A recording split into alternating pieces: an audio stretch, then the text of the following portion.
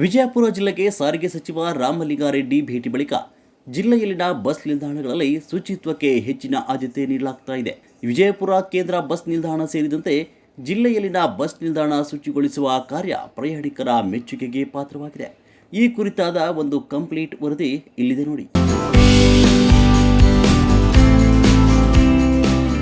ವಿಜಯಪುರ ಕೇಂದ್ರ ಬಸ್ ನಿಲ್ದಾಣದಲ್ಲಿ ಶುಚಿ ಕಾರ್ಯ ಮಾಡುತ್ತಿರುವ ಸಿಬ್ಬಂದಿಗಳು, ಶುಚಿ ಕಾರ್ಯ ಮೇಲ್ವಿಚಾರಣೆ ಮಾಡುತ್ತಿರುವ ಅಧಿಕಾರಿಗಳು.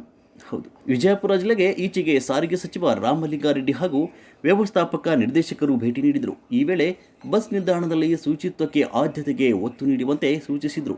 ಯಾಕಂದರೆ ವಿಜಯಪುರ ಜಿಲ್ಲೆಯಲ್ಲಿ ಬೇಸಿಗೆ ಕಾಲದ ವಿಪರೀತ ಬಿಸಿಲು ಇರೋದ್ರಿಂದ ಫ್ಯಾನ್ ಅಳವಡಿಕೆಗೆ ಪ್ರಸ್ತಾವನೆ ಸಲ್ಲಿಸಿದರು. ಇದೀಗ ಬಸ್ ನಿಲ್ದಾಣಗಳಲ್ಲಿ ಫ್ಯಾನ್ ಅಳವಡಿಸಿದ್ದಾರೆ.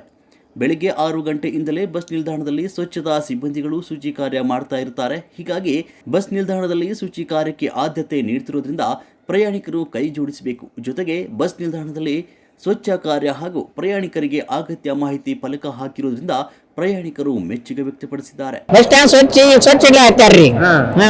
ನಾವು ಪ್ರಯಾಣಿಕರಿಗೆ ಎಲ್ಲ ಸ್ವಚ್ಛ ಇಡು ಅಂತ ಹೇಳ್ತೇವ್ರಿ, ಪ್ಯಾಸೆಂಜರ್ಗೂ ಹೇಳ್ತೇವ್ರಿ, ನಾವು ಮಾಡ್ತೇವ್ರಿ. ಅದೇ ಅವ್ರಿಗೆ ಬೇಯ್ತೇವಲ್ರಿ, ಕಸ ಹಾಕವ್ರಿಗೆ ಉಗುಳವ್ರಿ, ಮತ್ತ ಅವು ಸ್ಟಾರ್ ಪರ್ ತಿಂದು ಒಯ್ಯವ್ರಿಗ್ರಿ. ನಾವ್ ಹೆಣ್ಮಕ್ಳು ಬೇಯ್ತೇವ್ರಿ ನಾವು. ಗುಡಿಸ್ತಾರೆ, ಅವ್ರ ಕಡೆ ಏನು ತಪ್ಪಿಲ್ರಿ, ಅವ್ರ ಹುಡುಗತಾರ್ರಿ, ಎಲ್ಲ ಚಲೋ ಮಾಡ್ತಾರ್ರಿ. ಎಲ್ಲ ಹಾಕ್ಯಾರ್ರಿ, ಪ್ಯಾನಿಂದ ಎಲ್ಲ ಐತ್ರಿ. ಮೊದಲಿನಕಿಂತ ಚಲೋ ಆಗೈತ್ರಿ.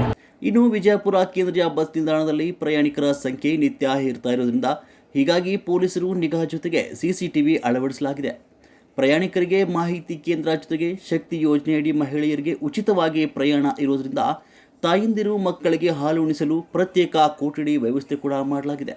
ಇನ್ನು ಎಲ್ಲೆಂದರಲ್ಲಿ ಗುಟ್ಕಾ ಹಾಕಿಕೊಂಡು ಉಗುಳೋದ್ರಿಂದ ದಂಡ ಹಾಕಲು ಅಧಿಕಾರಿಗಳು ಮುಂದಾಗಿದ್ದಾರೆ. ಪ್ರಯಾಣಿಕರು ಕೂಡ ಸಾರಿಗೆ ಇಲಾಖೆಯೊಂದಿಗೆ ಕೈ ಜೋಡಿಸಬೇಕು ಅಂತ ವಿಭಾಗೀಯ ನಿಯಂತ್ರಣಾಧಿಕಾರಿ ಹೇಳ್ತಿದ್ದಾರೆ.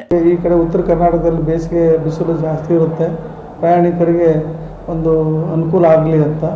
ಹಂಗಾಗಿ ಅವಾಗ ನಾವೆಲ್ಲ ಬಸ್ ಸ್ಟ್ಯಾಂಡಲ್ಲೂ ಫ್ಯಾನ್ ಹಾಕ್ತೀವಿ. ಅದೇ ರೀತಿ ನಮ್ಮ ವ್ಯವಸ್ಥಾಪಕ ನಿರ್ದೇಶಕರು ಒಂದು ಸೂಚನೆ ಕೊಟ್ಟಿದ್ದರು, ಬಸ್ ನಿಲ್ದಾಣಗಳ ಸ್ವಚ್ಛತೆ ಬಗ್ಗೆ ಪ್ರತಿದಿನ ನೀವೊಂದು ವಾಟ್ಸಪ್ ಗ್ರೂಪ್ ಮಾಡಿ ಅದರಲ್ಲಿ ಬಸ್ ಸ್ಟ್ಯಾಂಡ್ GPS ಫೋಟೋ ಬರಬೇಕು ಅಂತ. ಅದರಿಂದ ನಮಗೇನಾಗುತ್ತೆ ಅಂದರೆ ಬಸ್ ಸ್ಟ್ಯಾಂಡ್ ಕ್ಲೀನ್ ಐತೆ ಅನ್ನೋ ಬಗ್ಗೆ ನಮಗೆ ಖಾತ್ರಿ ಪಡಿಸ್ಕೋಬೇಕಾಗಿರುತ್ತೆ. ಆ ಉದ್ದೇಶದಿಂದ ನಾವು ಅದಕ್ಕೆ ಒಂದು ವಾಟ್ಸಪ್ ಗ್ರೂಪ್ ಮಾಡಿ ಅದರ ಜೊತೆಗೆ ಒಂದು ಟೀಮ್ ಮಾಡಿದ್ದೀವಿ ಅದನ್ನು ನಿರ್ವಹಣೆ ಮಾಡೋ ಬಗ್ಗೆ. ಹಾಗಾಗಿ ಗುತ್ತಿಗೆದಾರರಿಗೂ ಸಹಿತ ಕರೆಸಿ ಮಾತಾಡಿದ್ದೀವಿ.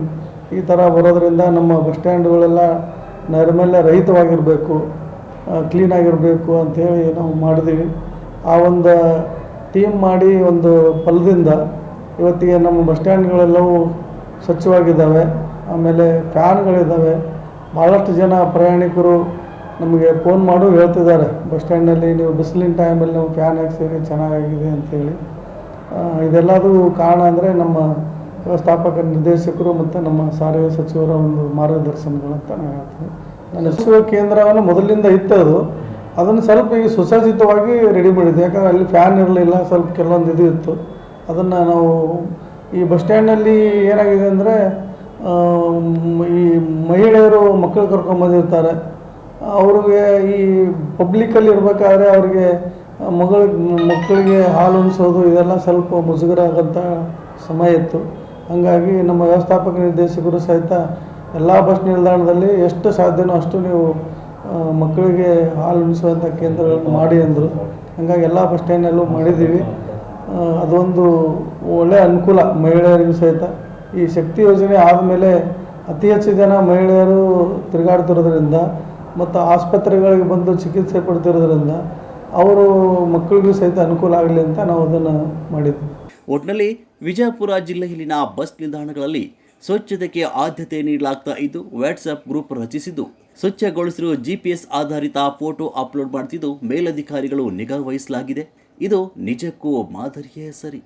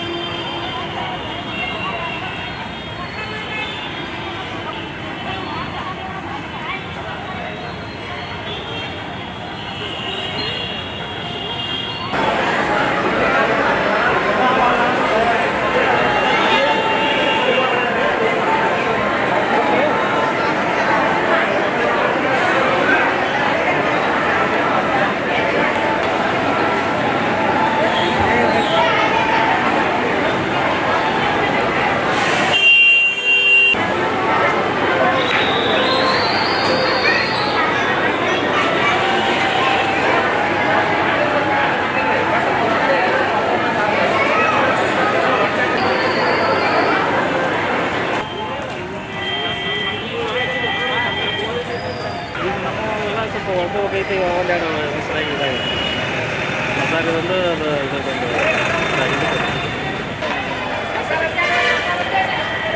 ಅದೇ ನೋಡಿ